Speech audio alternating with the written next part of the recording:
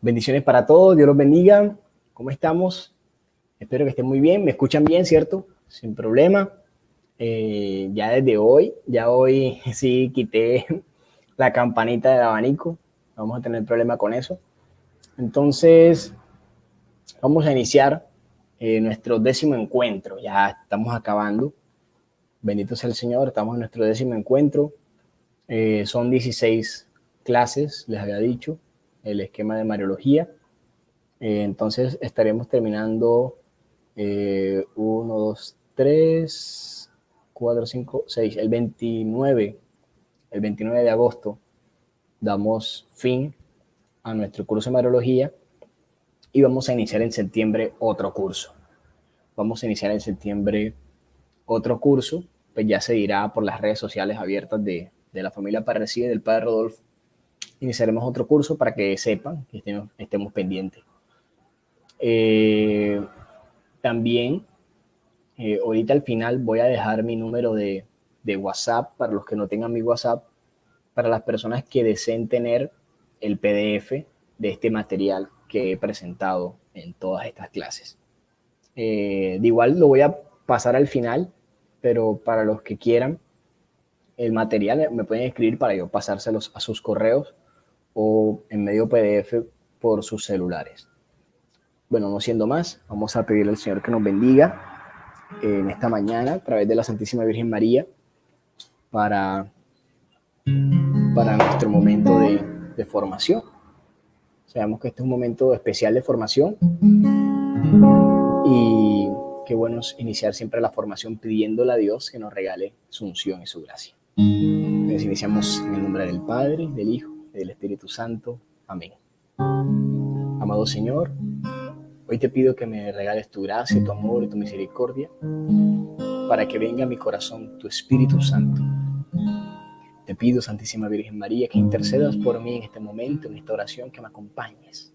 Que seas tú, Señora mía, Madre mía, tomando todo mi ser, tomando mi mente, tomando mi cuerpo, tomando mi corazón, preparándome para recibir a Jesús así como tú lo recibiste, especialmente en esta hora de formación, para poder comprender tus misterios, Señora mía, para comprender los misterios de tu Hijo. Yo te invito a ti que estás allí, en este en vivo, a ti que los ves en diferido, días después, a que cierres tus ojos y a que pidas la luz del Espíritu Santo para tu vida.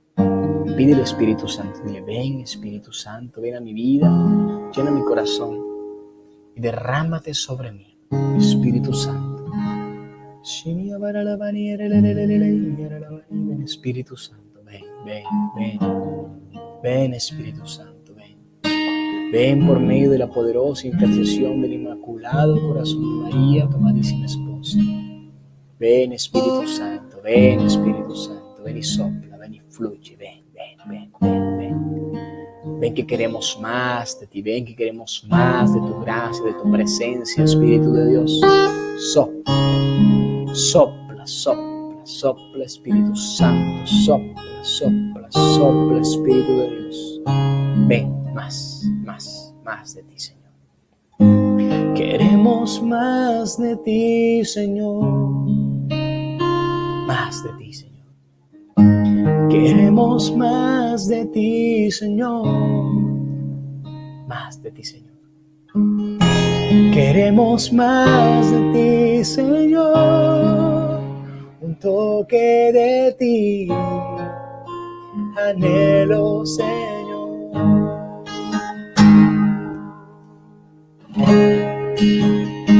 Queremos más de ti, queremos más de ti, Señor.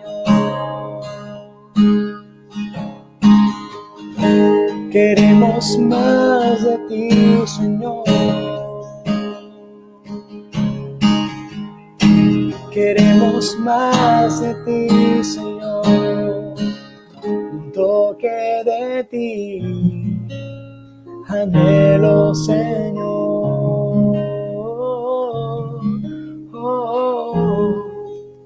Un toque de ti, anhelo, Señor. Señor. Le pedimos a la Santísima Madre del Cielo que nos bendiga hoy, y hoy cantamos el himno que ya cantó. Cantamos el himno que ya cantó. Oh Señora mía, oh Madre mía, yo me ofrezco enteramente a vos, y en prueba de mi fiel afecto os consagro en este día mis ojos, mis oídos, mi lengua, mi corazón, en una palabra todo mi ser, ya que soy todo vuestro, Madre de bondad. Guardadme y defendedme como hijo en posesión vuestra, para que me lleves a Jesús. Amén, amén y amén. Quedamos en la presencia del Padre, del Hijo y del Espíritu Santo. Amén. Bueno, mis hermanos, Dios los bendiga, a los que se van conectando. Tengo una duda. Aquí yo casi no leo los comentarios a veces porque me desconcentro, pero aquí veo a alguien que dice, ¿por qué ya no se transmite por el grupo? Estamos transmitiendo en el grupo. Y si no estamos transmitiendo en el grupo, no sé qué pasa. No sé qué pasa porque sí estamos transmitiendo en el grupo. Sí, aquí lo tengo configurado. Voy a revisar aquí Facebook. Voy a entrar a Facebook. A ver. Bueno, no, aquí me cargó. Grupos. Escuela de oración. Buscar Escuela de María.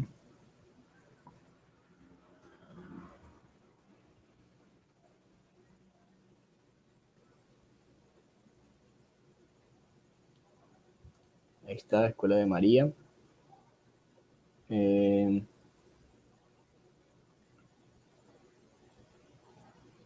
estamos en vivo. Estamos en vivo en el grupo. Estamos en vivo en el grupo. Entonces, no sé a qué se debía esa pregunta que estamos transmitiendo en vivo en el grupo. Es Grupo Formación Escuela de María, así se llama el grupo. Y si tú estás comentando es porque estás en el grupo. Entonces,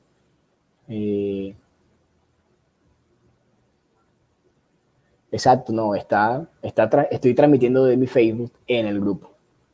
No sé no sé por qué no nos confundimos un poco, pero no. O sea, yo estoy transmitiendo, pero esto solamente lo está viendo los que están dentro del grupo. La gente que yo tengo agregada a mi Facebook personal no lo ve.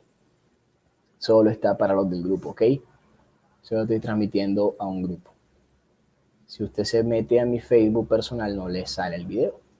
Si usted mete a César David de León, que es mi Facebook, pues no le sale ese video. Nunca ha salido así. Bueno, entonces vamos a iniciar la clase. Ya después de la aclaración, vamos a iniciar la clase. Aquí tenemos la presentación. Les dije que ya iniciamos entonces el recorrido del Evangelio de Juan.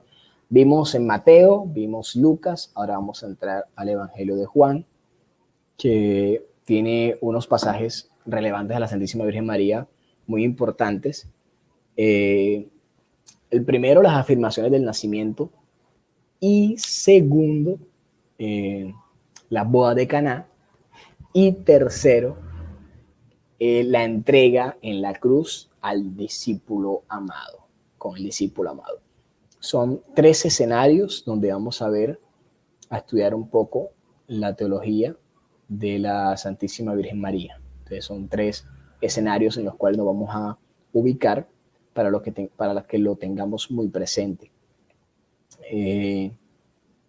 Para que lo tengamos muy presente. Entonces, bueno, lo primero es ver en la Sagrada Escritura, espero que todos tengan su Sagrada Escritura. Vamos a irnos al Evangelio de Juan. Vamos a ubicarnos en el Evangelio según San Juan, que es el 4º Evangelio. Un Evangelio muy en particular, porque es el último que se escribe. Se data más o menos del año 100 al 120, y ese amplio rango de 20 años, porque no se tiene con precisión en qué momento lo escribió el apóstol Juan, pero sí se tiene la certeza de que fue allí. Fue un texto muy posterior.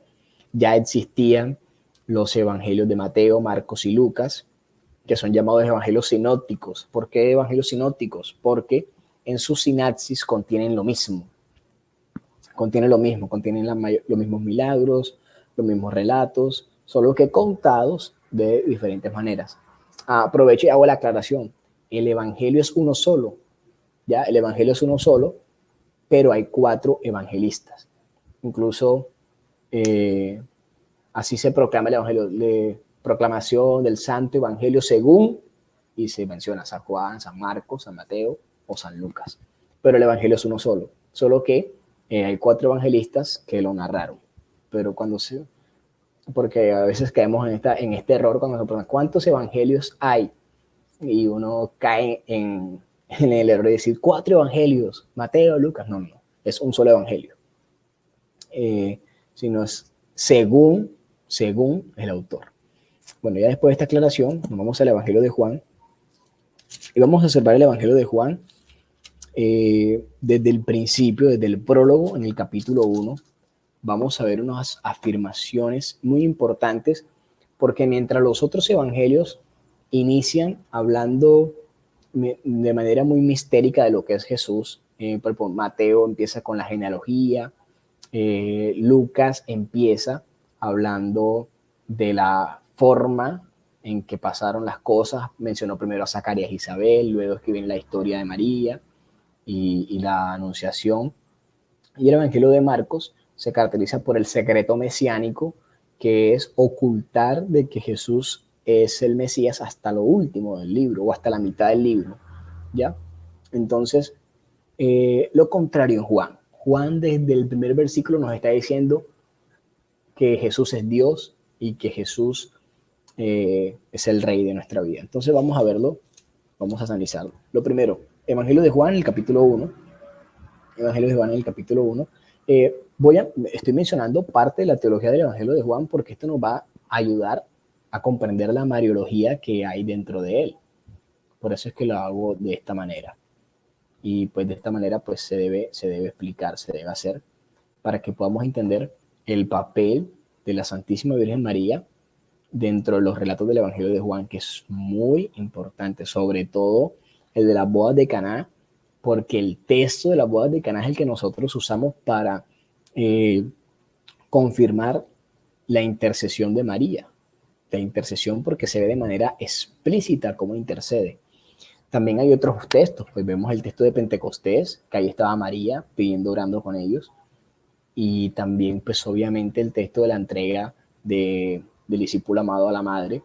Es muy importante también ese texto, y eso lo encontramos ¿dónde? En Juan. Entonces es muy importante que entendamos los significados del Evangelio de Juan, porque el evangelista Juan tiene una particularidad en su escritura, entonces vamos a analizarlo bien, vamos a meditarlo bien. Entonces, lo primero que quiero resaltar es la lógica del cuarto evangelio. ¿Cuál es la lógica de este cuarto evangelio? Todo este evangelio va a dar toda una serie de argumentos en su lectura. Primero, en cuanto el evangelio de Juan habla del nuevo nacimiento de los cristianos. Entonces se emplea un verbo imperfecto. Entonces, esto quiere decir que Juan, en el capítulo 1, en el verso 13, miren lo que dice. Habla con respecto a la generación de Dios. Pero para entender el versículo 13 vamos a leerlo todo en contexto del primer versículo, que es el versículo 1. Entonces yo espero que ustedes, yo tengo mucha fe en ustedes y siempre creo que todos ustedes están con la Biblia y no me tienen aquí, hablando ¿cómo es? No me tienen aquí hablando solo. Entonces vamos a verlo. Capítulo 1 del Evangelio de Juan. Dice, al principio existía la palabra y la palabra estaba junto a Dios y la palabra era Dios. Solamente no voy a profundizar en el versículo, pero sí a dar una explicación somera. De aquí nos está revelando el gran misterio de Cristo. Nos dice que en el principio existía la palabra. Listo. En el principio existía algo que era la palabra. Y esa palabra que existía estaba junto a Dios. Estaba junto a Dios. Pero no solamente existía, no solamente estaba junto a Dios, sino que era Dios. La palabra era Dios. ¿Y quién va a ser esa palabra?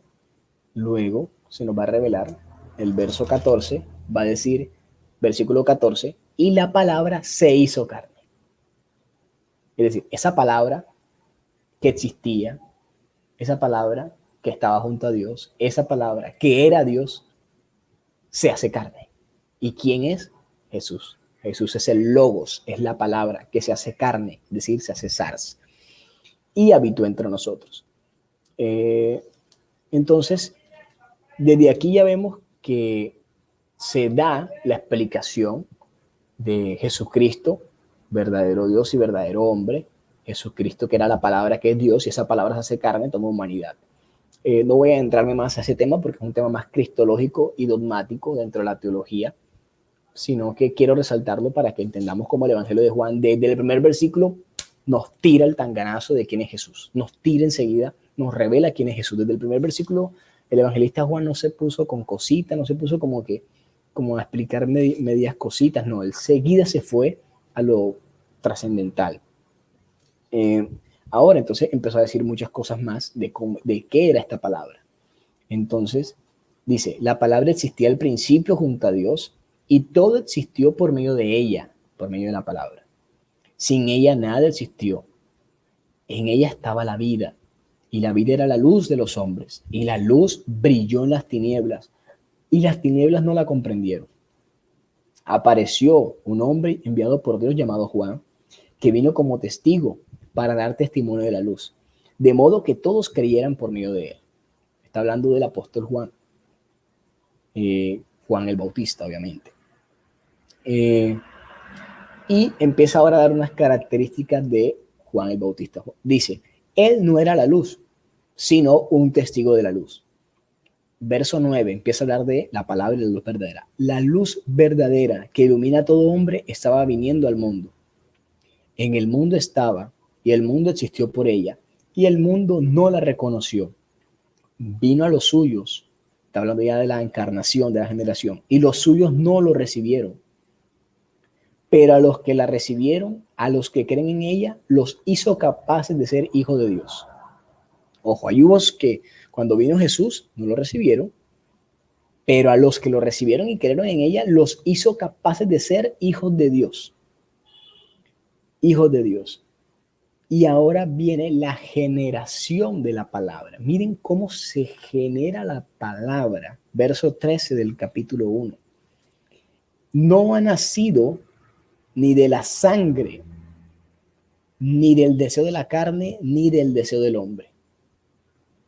Ojo, repito, no ha nacido ni de la sangre, ni del deseo de la carne, ni del deseo del hombre, sino que fue engendrado por Dios.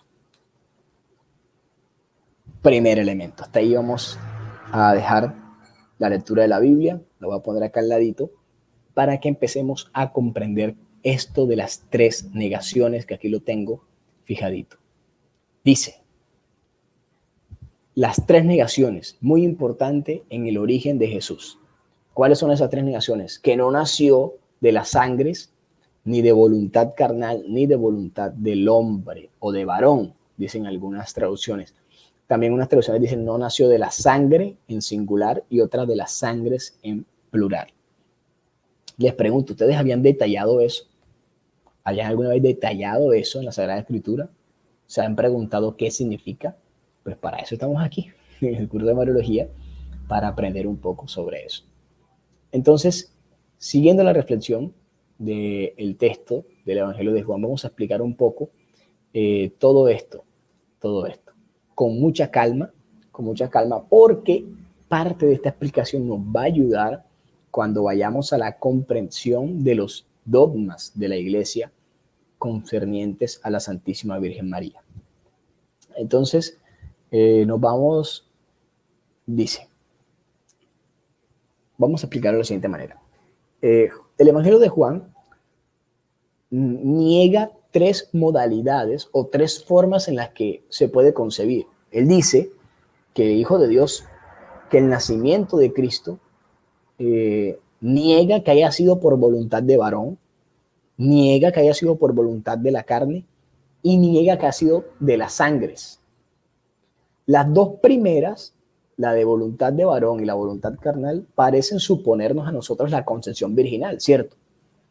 Pero la tercera, de las sangres, bueno, la tercera en el orden que lo acabo de decir, pero la primera en el orden que les puse en las diapositivas. Entonces vamos a hacerlo en el orden de las diapositivas. Las dos últimas, la segunda y la tercera, parecen suponer la concepción virginal, pero la primera, que no nació de las sangres, queda muy en el aire, no sabemos cómo podemos significar esto de no nació de las sangres, ¿cierto? Pero vamos a llegar a la conclusión haciendo el estudio de la palabra de Dios. Resulta que la palabra sangre, en primer lugar, la palabra sangres o del derramamiento de sangre, en primer lugar, hace referencia a un acto violento, como un crimen o una batalla, ¿cierto? En primer lugar, como un acto violento, el derramamiento de sangre. Cuando uno ve derramamiento de sangre, ¿qué se imagina? Un accidente, una batalla, un crimen, un asalto, cualquier cosa. Entonces, ese es el primer lugar en lo que uno puede imaginar la concepción de la sangre. Pero en segundo lugar, hablando de algunos textos del Antiguo Testamento que hacen parte de la tradición judía, se ve el derramamiento de sangre dentro de la menstruación de la mujer y en el parto de cada nueva criatura. Hay un derramamiento de sangre, hay una pérdida de sangre. Y en las traducciones modernas se traduce muy comúnmente ese texto en singular, no nació de la sangre. Pero vamos a ver un poco el libro del Levítico. Vamos a irnos a Levítico en el capítulo 12, en el versículo 4. Yo espero que tengan magíster en buscar textos bíblicos para hacerlo rápido, pero también pues ténganse paciencia y lo van buscando. Aquí está, Levítico capítulo 12, el versículo 4 dice lo siguiente. Y ella, bueno, voy a leer desde el versículo 1 para que entendamos. El Señor habló a Moisés y le dijo, di a los israelitas, cuando una mujer conciba y dé a luz un hijo, quedará impura durante 7 días. Ojo, cuando una mujer dé a luz, va a quedar impura durante 7 días. ¿Ya? Como en la impureza de la menstruación. Recordemos que en el tiempo judío, en el pueblo judío, la tradición judía, se tenía la concepción de que la menstruación era un tiempo de impureza en la mujer. Igualmente en el parto. Por eso vimos en Lucas que María fue a hacer el rito de purificación, no porque estuviera impura, sino por un acto moral. Por un acto moral de la ley, porque es su ley. Pero María no era impura. Y ahora Juan nos los está explicando, porque no hubo derramamiento de sangre. Mis hermanos, no hubo derramamiento de sangre, pero bueno, eso lo vamos a explicar después, pero ya lo vamos a ir analizando y quiero que ustedes lo vayan viendo, cómo la Sagrada Escritura nos los plantea. Entonces dice, sigo con la lectura del Levítico, y dice, y el 8º día circuncidarán al hijo, que fue lo que pasó con Jesucristo, y ella pasará 33 días purificando su sangre, y no tocará nada santo, ni entrará en el templo hasta terminar los días de la purificación. Dice, sigo, si da luz a una hija, quedará impura 2 semanas, como en la menstruación, y pasará ya no 33 días, sino 66 días purificando su sangre. Y al terminar los días de su purificación por el hijo o por la hija, llevará al sacerdote a la entrada de la tienda del encuentro un cordero de 1 año y en sacrificio un pichón de paloma o una tórtola. Versículo 7. El sacerdote las ofrecerá al Señor y realizará la expiación por ella y quedará purificada del flujo de su sangre. Esto es Levítico 12, verso 4 al 7. Bueno, lo leí desde el verso 1, pero en el verso 4 al 7 lo podemos también comprender. Ahora, viendo ese texto de la palabra de Dios que nos habla de que hay una impureza al derramar sangre, que hay una impureza al derramamiento de sangre por medio de la menstruación y por medio también del parto, una nueva criatura. Pero el evangelista Juan nos está diciendo de que Jesucristo no nació del derramamiento de sangre, ni de voluntad carnal, ni de voluntad de varón. Ya nos está presuponiendo, primero, no solamente la concepción virginal, sino también nos está dando parte para creer profundamente en que la Santísima Virgen María es virgen antes, durante y después del parto, que es el dogma que proclama la Iglesia. Virgen antes, durante y después del parto. Claramente que cuando hablemos del tema de la virginidad, vamos a ver algunas tradiciones que nos dicen que es incoherente pensar que María eh, hiciera un pacto de virginidad siendo casada, porque no tiene sentido. Pues tú no te casas para vivir en virginidad, pero vamos a explicarlo cuando llegue el momento. Ahora no, ahora simplemente les despierta el morbo por el tema. Pero ya comprendiendo este texto, nos damos cuenta entonces qué quiere decir que Jesús no nació de las sangres. ¿Ya? Entonces, lo primero es que es obvio que aquí no se hace referencia a un derramamiento violento de sangre. No es la primera acepción del derramamiento de sangre hacia la violencia, no. Lo que quiere decir es que el nacimiento de Jesús se produjo sin efusión de sangre en su madre. Lo que quiere decir, repito, es que el nacimiento de Jesús se produjo sin efusión de sangre en su madre. Dicho de otra manera, en el nacimiento de Jesús no hubo pérdida de sangre en María. Por lo tanto, no hubo impureza. Esto es clave. Y voy a desmenuzarlo, voy a repetirlo para que no me digan que voy muy rápido. La tradición judía, y como lo estudiamos en Lucas, repito, si eres nuevo viendo este video número 10, vete al primero y empieza a ver todos en orden. Estudiamos que por qué María, José y Jesús van a la purificación al octavo día. ¿Porque Jesús es impuro? No. ¿Porque María es impura? No. ¿Porque José es impuro? No. Ellos van a la purificación solo para cumplir con el acto moral, con la ley moral, con la ley ritual. Pero en ellos no hay impureza. Y ahora Lucas aún no lo desvelan y Lucas no lo explica, y seguro no era la intención de Lucas explicar eso. Pero Juan sí se detiene a darnos pinceles de por qué no hay impureza en María. Y es porque no hubo derramamiento de sangre. No hubo derramamiento de sangre. Entonces, como el derramamiento de sangre era sinónimo en la tradición judía de la impureza, tanto en la menstruación, la mujer era impura, incluso por eso recuerden a la hemorroísa, ¿ya? Recuerden a la hemorroísa, no hagan como un amigo que, perdón por esto, pero no hagan como un amigo que una vez predicando sobre el texto de la hemorroísa dijo que la hemorroísa tenía hemorroides. No, la hemorroísa no tenía hemorroides. La hemorroísa quiere decir que tenía hemorragias de sangre. Y eso la hacía una mujer impura ante la sociedad. Impura ante la sociedad, ¿por qué? Porque el derramamiento de sangre era considerado un acto impuro. Entonces, por eso la mujer en la menstruación era impura, se consideraba impura, y por lo tanto también en el parto se le consideraba impura por el derramamiento de la sangre. Ahora, en María no hubo derramamiento de sangre. Repito entonces la idea. ¿Qué quiere decir que Jesús no nació de las sangres? Primero, ese derramamiento de sangre no quiere referirse a un acto violento. ¿Qué quiere decir? Que el nacimiento de Jesús se produjo sin efusión de sangre en su madre. Dicho de una manera aún más clara, en el nacimiento de Jesús no hubo pérdida de sangre en su madre, en María.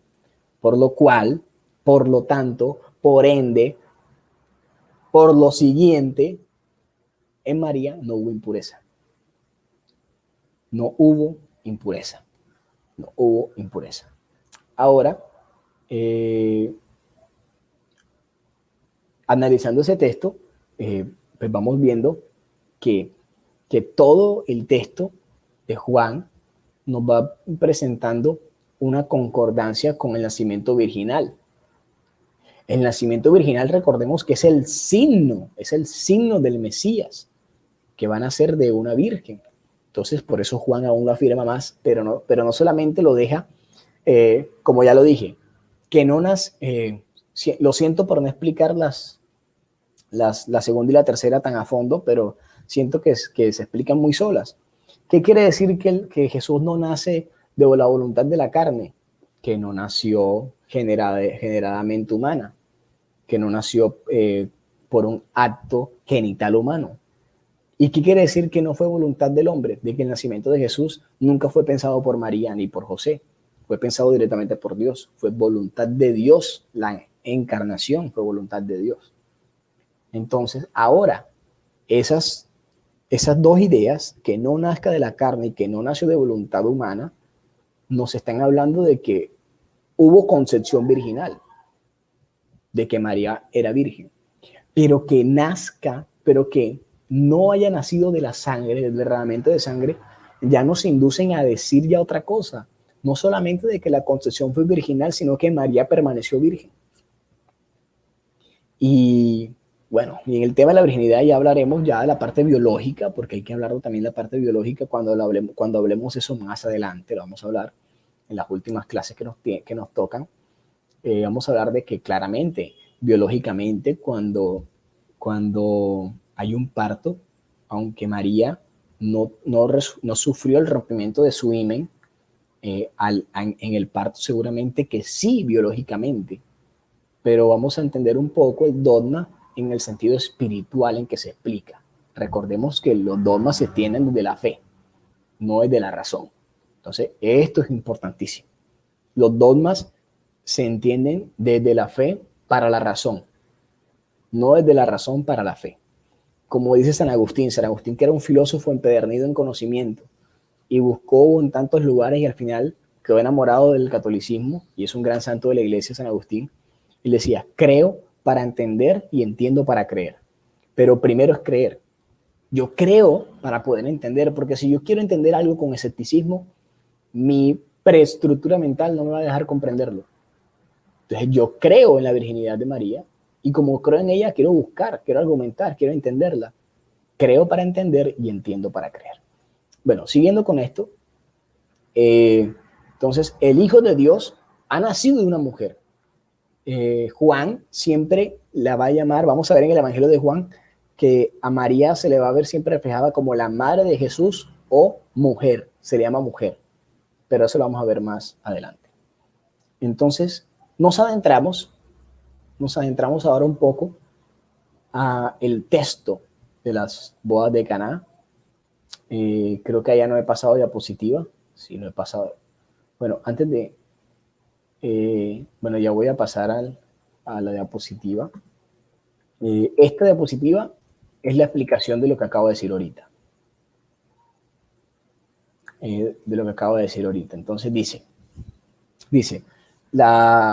las tres expresan la virginidad de María, lo que ya había dicho. Entonces, pues bien, ¿qué quiere decir que Jesús no nació de las sangres? Entonces, que no se refiere a un acto violento, que el nacimiento de Jesús se produjo sin efusión de sangre en su madre y que el nacimiento de Jesús no hubo pérdida de sangre en su madre, por lo cual tampoco hubo una impureza en María.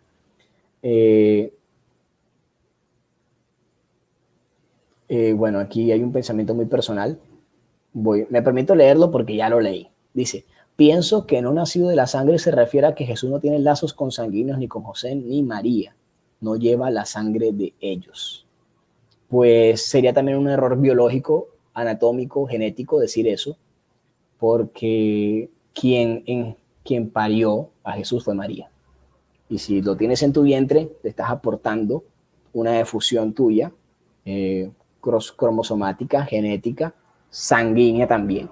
Entonces, claramente, aprecio tu aporte, pero ese no es el significado del no nacido de las sangres. No nacido de la sangre. No nacido de la sangre va en torno a esta explicación, a la concepción virginal. No sé si acabaste de entrar o has escuchado la explicación de ahorita. A los que acabaron de entrar, sé que estaban en sanación interior, pero entonces pueden continuar y terminar la clase o pueden ya verla en diferido después, porque expliqué muchas cosas ahorita. Los que estuvieron desde el inicio saben que expliqué unas cosas muy importantes ahorita desde el Levítico, desde la tradición judía, para entender esta reflexión de no nacido de la sangre de Juan, capítulo 1, verso 13. Entonces continúo ya con un pasaje muy controversial, muy bonito, que incluso casualmente, el padre también, pues hoy tomó para su reflexión, pero aquí lo vamos a tratar desde la parte más teológica y mariológica. Entonces vamos a analizar el texto de las bodas de Caná. Lo primero que vamos a hacer para analizar el texto de las bodas de Caná es analizar su texto en su generalidad. Por lo tanto, les invito a volver a la Sagrada Escritura. ¿Ok? Vamos a la Sagrada Escritura, nos vamos a ir al Evangelio de Juan y nos vamos a posicionar en el capítulo 2. Capítulo 2 del Evangelio de Juan. No creo, por el tiempo, que alcancemos a terminar el texto de las bodas de Caná, porque aún, como los pasajes anteriores, necesita una explicación de cada elemento, que son 6. Son 6 elementos que voy a exponerles ahora desde la perspectiva de María. Y importante que veamos cada uno de ellos. Entonces, vamos a leer todo el texto. Evangelio de Juan, capítulo 2. Búsquenlo en sus Biblias. Si están en el celular, búsquenlo en una Biblia física. Si están en computador, búsquenlo en Google, ahí al ladito. Dice: 3 días después se celebraba una boda en Caná de Galilea. Y allí estaba la madre de Jesús. Vamos a ir detallando. Lo primero, ¿cómo le llama Juan a María? Ya lo había dicho antes, siempre lo llamaba como la madre de Jesús. La madre de Jesús o mujer. Pero el término mujer va a salir siempre de boca de Jesús.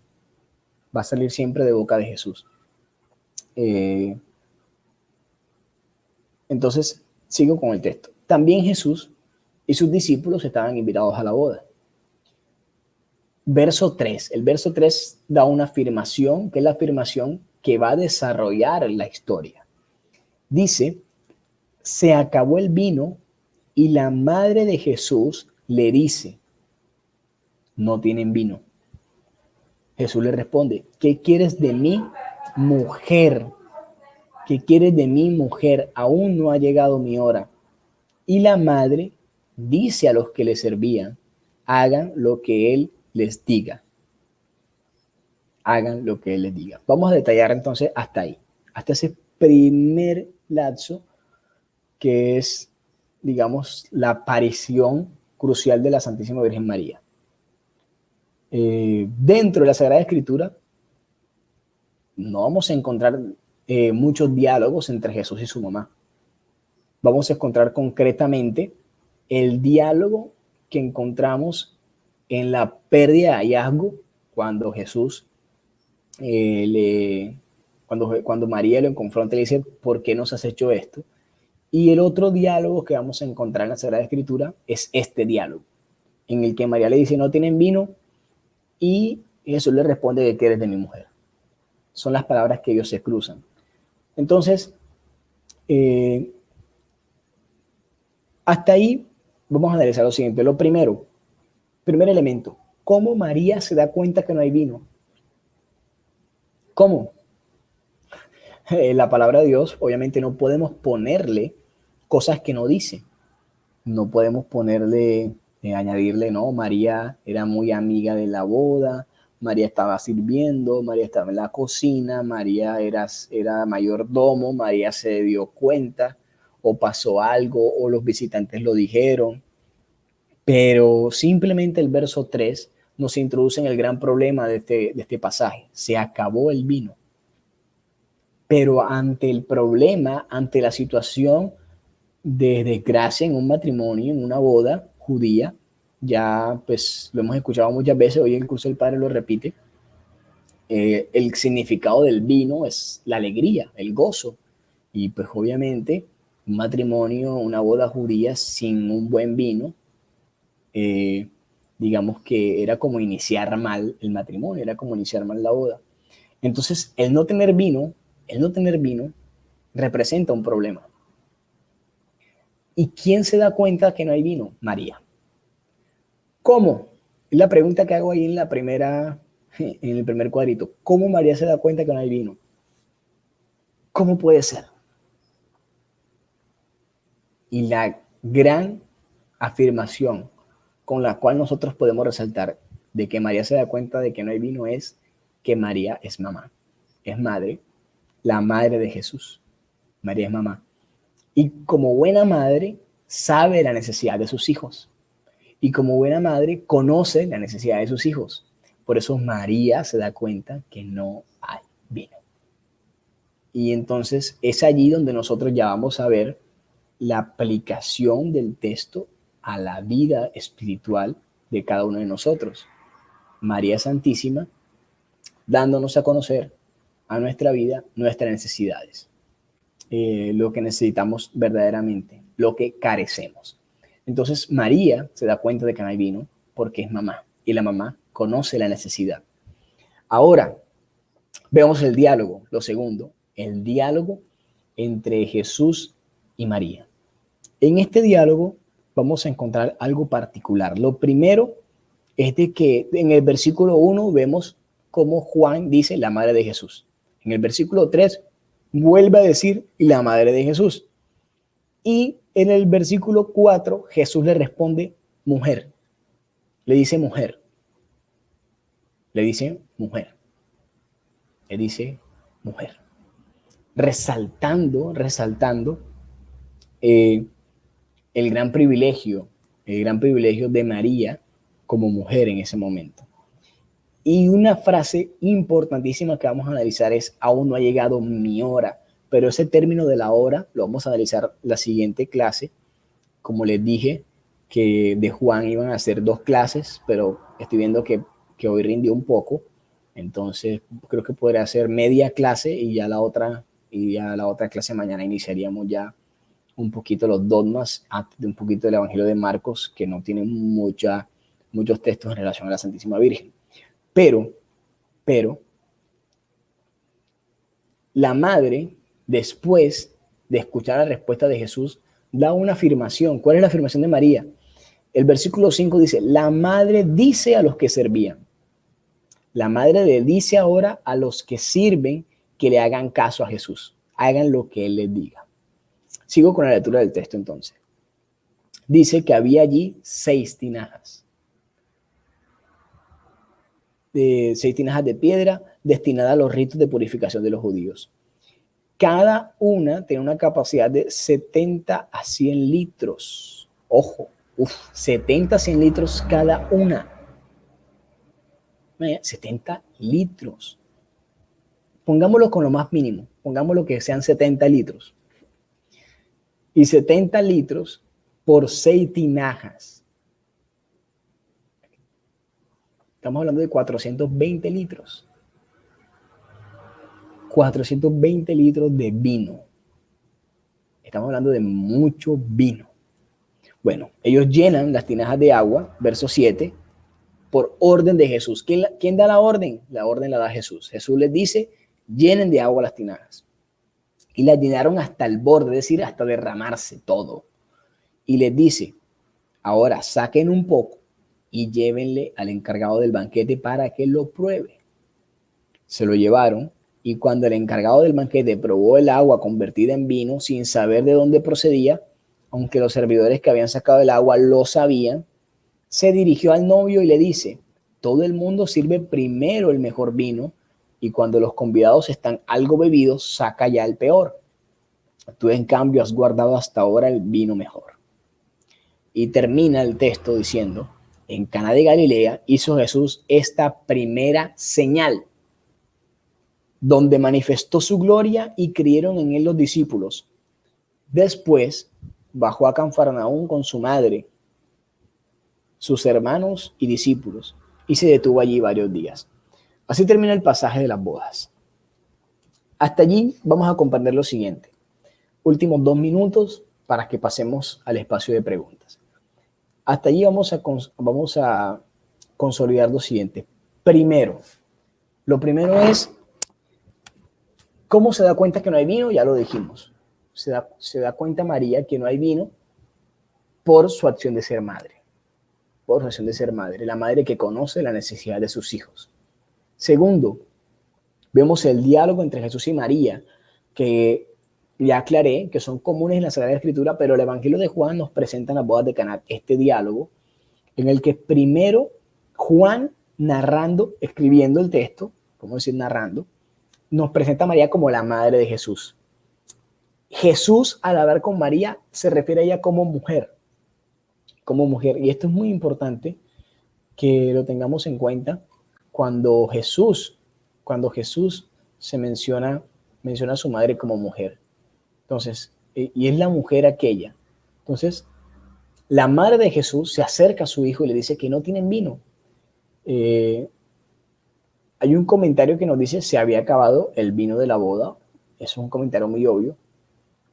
Entonces, la madre de Jesús emplea en el relato un lenguaje un poco alegórico o simbólico, porque va a ser portavoz de una necesidad, va a ser la portavoz de Israel y de su deseo de recibir el vino de los bienes del Mesías, que era lo que esperaba el pueblo de Israel. El pueblo de Israel esperaba que llegara el Mesías que les iba a dar de beber leche de balde, como dice el profeta Isaías, vengan todos los que no tengan dinero, vengan y tomen gratis leche de balde y también vino y panes. Son los bienes mesiánicos que esperaban. Entonces, por lo tanto, María, ante esa necesidad, empieza a ser la portavoz de Israel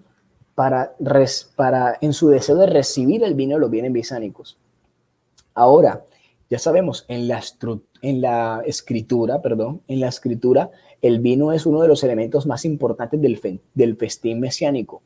Incluso los principales textos proféticos que hablan del vino, encontramos el profeta Amós, encontramos a Joel, encontramos Isaías, el Cantar de los Cantares también a menudo hace mucha referencia al vino para celebrar la unión del esposo y la esposa. Incluso en el Evangelio de Mateo se habla del vino de la nueva alianza y Jesús habla expresamente del vino de la nueva alianza que va a ser tomado y ajustado por el judaísmo posterior a todos estos símbolos. Entonces, en general, el vino se especifica y se precisa cada vez más en todos el aspecto judío, y es el vino uno de los símbolos preferidos del pueblo de Israel. Siempre se va a referir al vino. Entonces, vamos a encontrar siempre, si aplicamos esta simbología mesiánica a lo que es el vino nuevo que hay en Caná, es claro que este vino es símbolo de la revelación de Jesús, que viene a dársenos. ¿Y cómo se nos da el vino en las bodas? ¿Cómo llegó? Por la portavoz. ¿Quién fue la portavoz? Respondan ustedes ahí. María. Esto lo voy a explicar más detenidamente en la próxima clase, voy a repetir todo esto, pero yo creo que se entiende. Lo voy a resumir más en un minutico. Entonces recuerden, el vino, en síntesis es lo siguiente. Siempre el pueblo de Israel, en la tradición mesiánica y judía, el signo preferido era el vino, porque el vino representa la alegría y el vino representa el festín. Ahora bien, siempre se ha hablado de que se esperaba que los bienes mesiánicos, dentro de los bienes del Mesías iba a regalar, iba a ser, obviamente, el vino.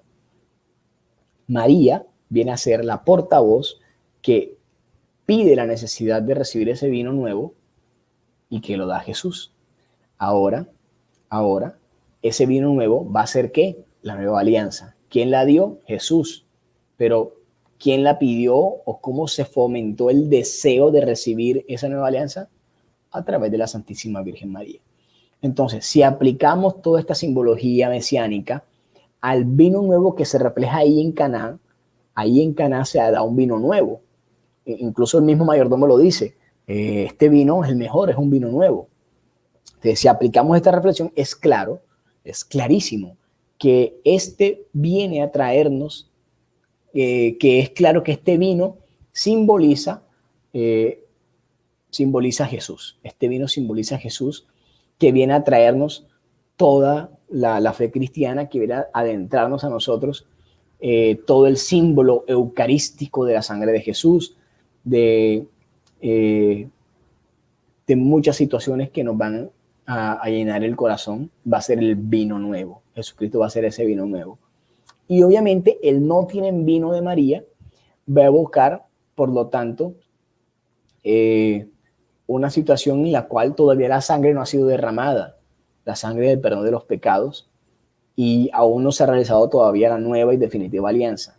¿Dónde se va a realizar la definitiva alianza? En la cruz. En la cruz se va a realizar la nueva y definitiva alianza, cuando Jesucristo derrame su sangre, que va a ser la sangre de la nueva alianza, que va a ser el nuevo vino, ahí en concreto. Por lo tanto, esta situación de las bodas de Caná nos refieren a una situación pre-eucarística. Entonces, vamos a dejar hasta aquí. Todo esto lo voy a explicar mejor porque es lo que viene. Viene el punto 3. Viene el punto 3, que es hablar de Juan 2:11, lo que precede, hablar de la situación pre-eucarística, que ya lo adelanté, hablar del significado de la hora en Juan y hablar del sello de la alianza. El sello de la alianza. Son los 4 puntos que me faltan para terminar el texto de las bodas de Caná, pero entonces dejamos hasta aquí. Entonces los leo, preguntas, a ver, quiero ver las preguntas de ustedes. ¿Qué preguntas tenemos de la clase de hoy, del tema de hoy?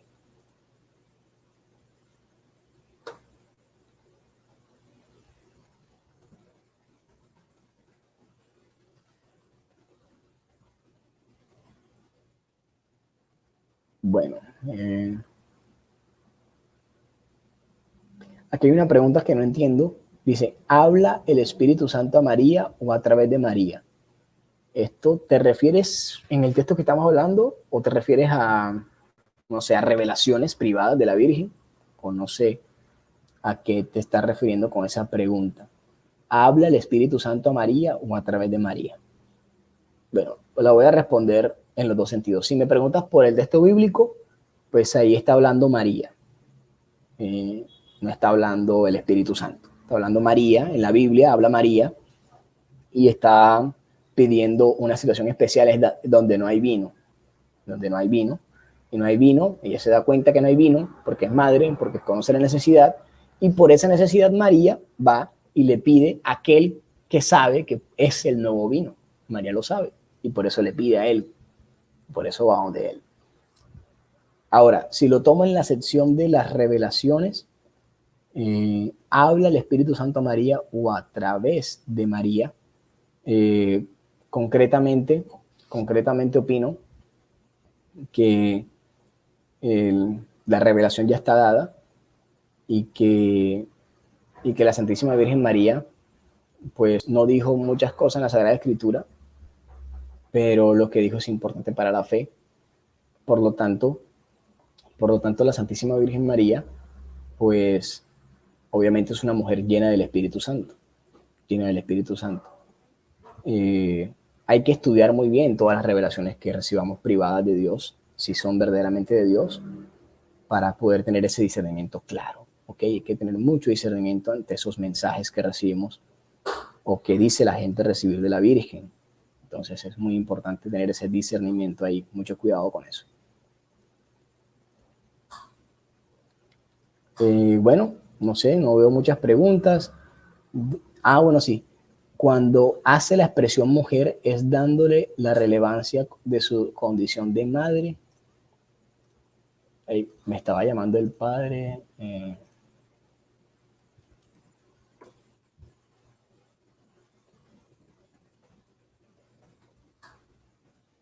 Listo. Entonces, voy a responder esta última pregunta. El padre va a entrar a saludar un ratico. Cuando hace la expresión mujer, ¿es dándole la relevancia de su condición de madre? No.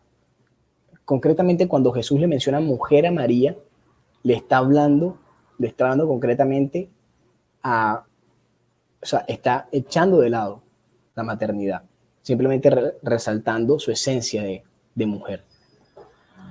Bueno, aquí saludamos al padre. Hola, padre, bendiciones.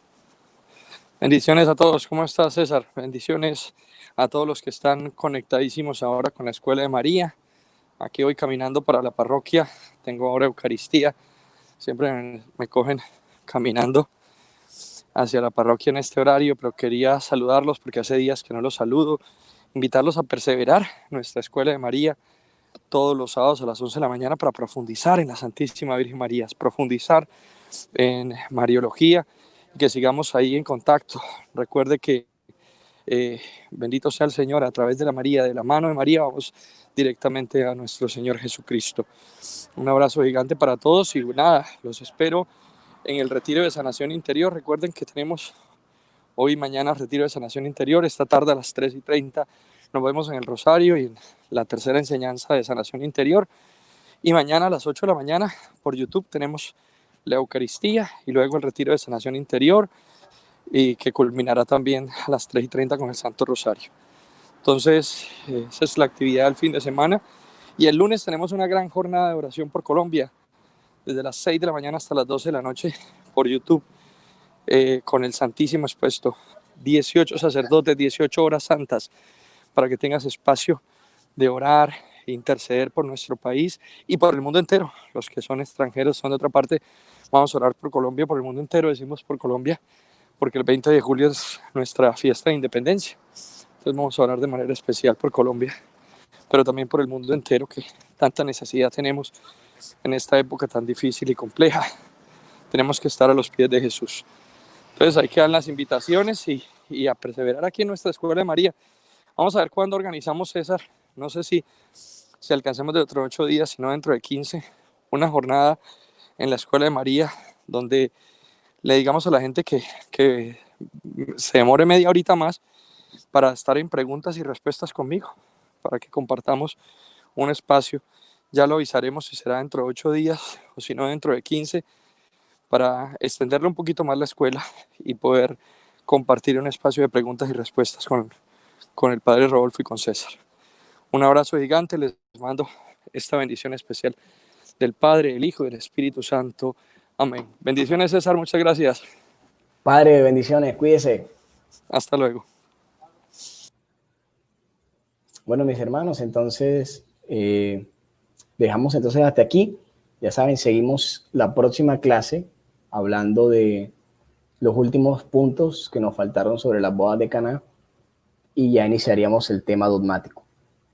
Entonces, bueno, nos vemos. Espero que entonces nos estamos conectados, estamos con todas las actividades para que extendamos entonces la invitación a todos. Les recuerdo entonces seguir las cuentas del Padre Rodolfo, la de Familia Parresía, y también me pueden buscar a mí en mi Instagram, @CésarMisionero. Bueno, la próxima clase, cuando vayamos terminando el curso, les doy el WhatsApp para que me escriban al WhatsApp para pasarles todo el material ya al final del curso. Dios los bendiga, que tengan un feliz resto de sábado. Chao.